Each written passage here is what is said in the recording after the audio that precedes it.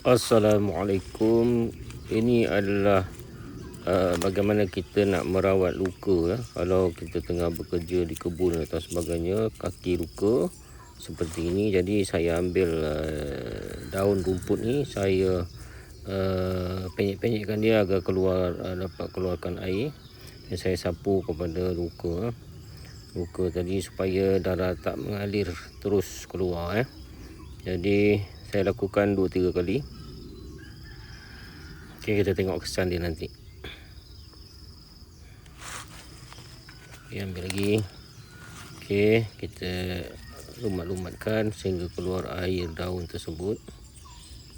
Okey,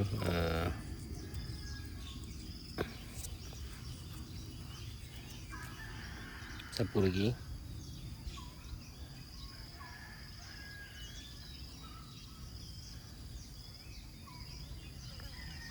Petua ni adalah petua orang tua-tua dan saya amalkan masa kecil lagi. Masa kecil tu agak nakal sikit. Biasalah terluka sana terluka sini. Okey, jadi benda luka-luka kecil ni kalau ada handy plus baguslah, tapi kalau tak ada kita pakai yang ni.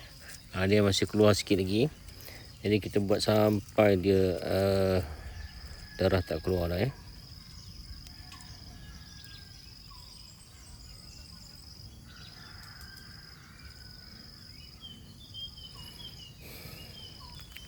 Alhamdulillah.